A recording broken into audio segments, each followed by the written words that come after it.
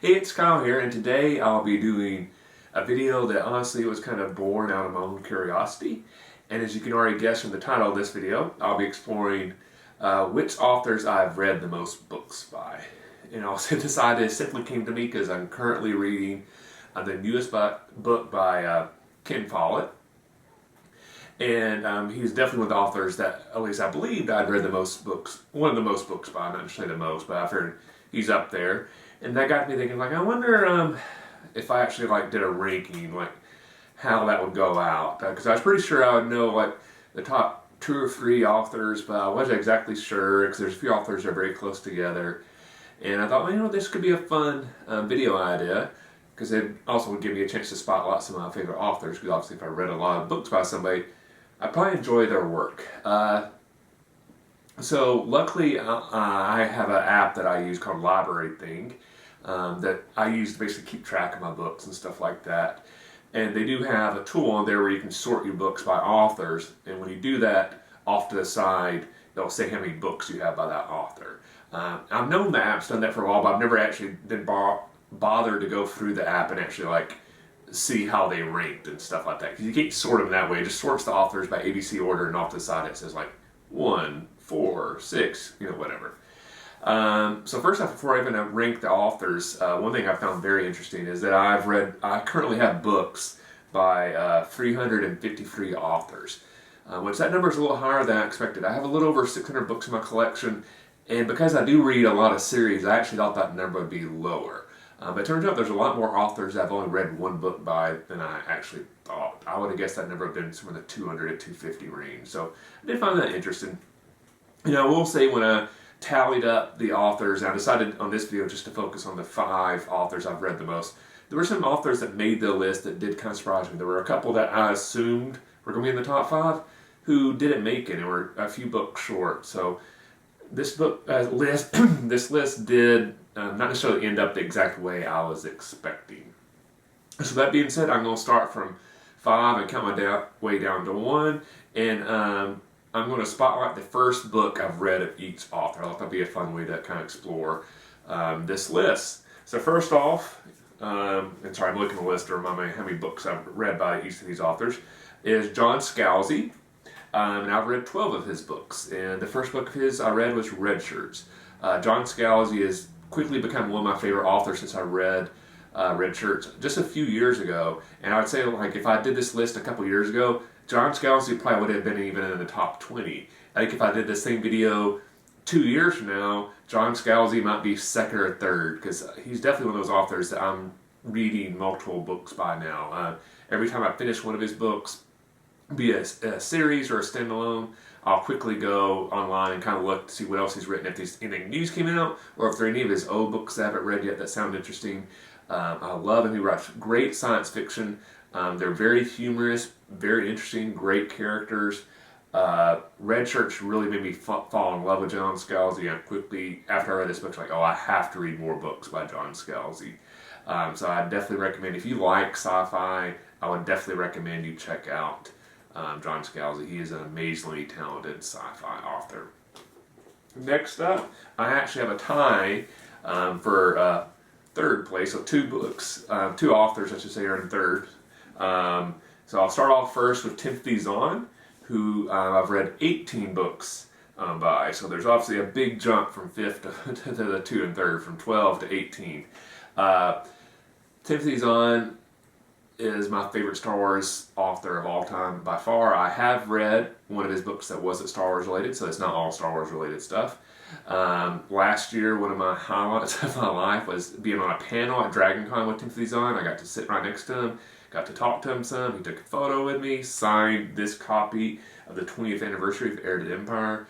I love Timothy Zahn. He writes such great science fiction, such an amazingly talented Star Wars author. So many characters that he created have just become essential parts of the Star Wars universe since then. Heir to the Empire was the first book of his read. I have the older copy, but I thought I'd show the 20th anniversary copy that I have in this video. Timothy Zahn is really the author deserves all the credit for kind of getting the Star Wars book universe started.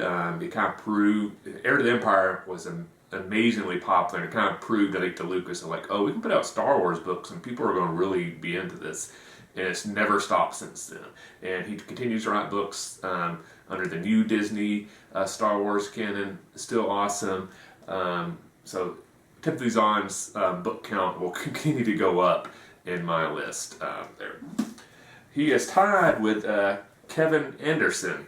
And the first book of his I read was the Young Jedi Knight series, Heirs of the Force, which is basically a YA series, I would say kind of geared more towards middle schoolers, that kind of focused on the kids of Luke, and then the kids also of Han and Leia, and kind of their path to becoming the Young Jedi Knights. So this was kind of the first like YA series I ever read. It was kind of my step up from reading like kids books to reading YA, and I really loved it. I would say like a kid, I liked reading books, but it wasn't something I was super obsessed with. But when I started getting more into YA, like through this one, that's when I became a really big reader. I kind of enjoyed the more in-depth stories that I was getting in from that age group than I were from like, you know, books geared more towards kids, which I guess didn't really resonate with me the same way. Love this series so much. He has written some non-YA books, but this series I think is like 10 or 12 books, so the bulk of the ones I've read through the series, but I also read many later Star Wars books that he also has written. I haven't read one of his books in a while. I don't think he does Star Wars stuff anymore. Hopefully he will in the future, because I always enjoyed his books. So I think he'll definitely fall down the list if I do this video again in a few years. On to second place, which is the author who inspired this list, and that's Ken Follett. The first book I read of his is The Pillars of the Earth. And this book, I specifically know the year I read it in, is 1998 in junior year of high school. I was in AP US History, which was my favorite class I ever had in high school, with my favorite teacher.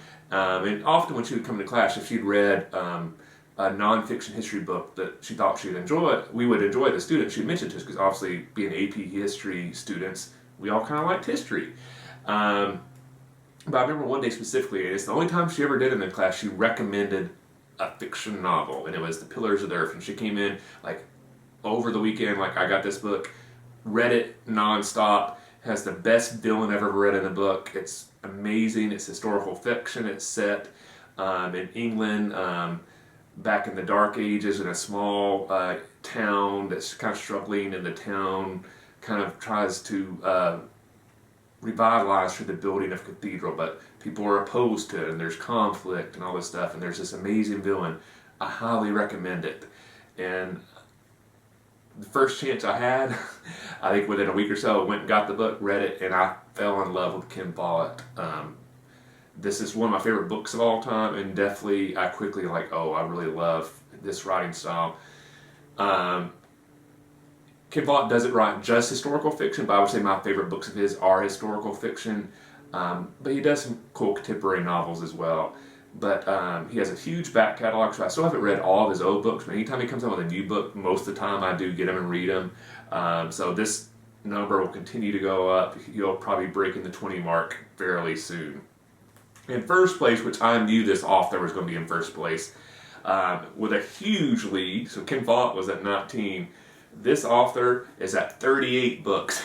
I would say I knew I'd read a lot by him, but this is even more. The reason I knew this author was going to be first, he's the only author that literally has 2 shelves in my bookcase. You can see some of them there, the other one's on a lower shelf that you can't see. But it's Harry Turtledove, who is a master of alternate history. He's probably the most popular alternate history author of all time.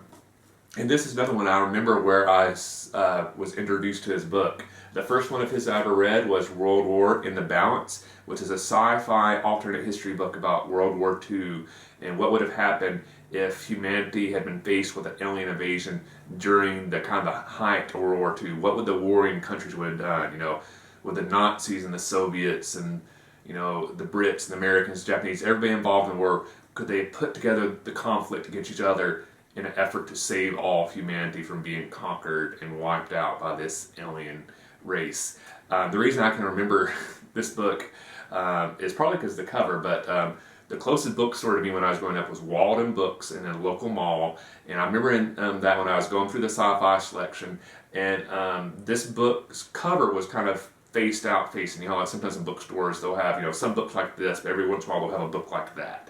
So I happened to see the cover, and the cover just caught my eye. I was like, what in the world is that? Isn't that Winston Churchill and Adolf Hitler standing next to each other, but they're in front of like an alien laser gun? What in the world is this book about? So I picked it up, looked at the back cover. I was like, oh, this sounds really cool. Let me get that. Fell in love with the concept right away. Read the entire series. Was so fascinated by it. I looked to see what other series he'd written, and I instantly just started reading series after series after series by Harry Toledo. And I still read books by him. In fact, my pile of books waiting to be read is the next book in a series that I'm currently reading of his.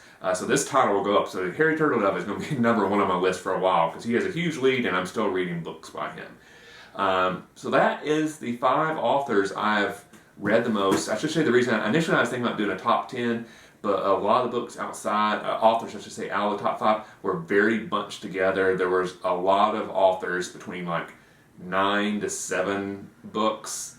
And I think honestly it would have been almost like 10 or 15 authors in that one thing, and so there are going to be a lot of ties. It's like, the top 5 one is just a lot neater. They're more separated out, and other than just those 2 authors, they all kind of would occupy their own spot.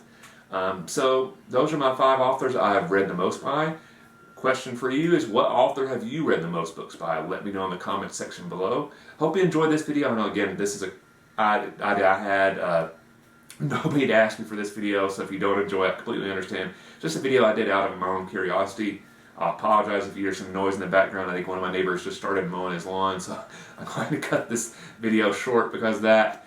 But anyway, hope you enjoyed this video. Like if you did. If yet, please subscribe to the channel, and I'll see you next time, and happy reading.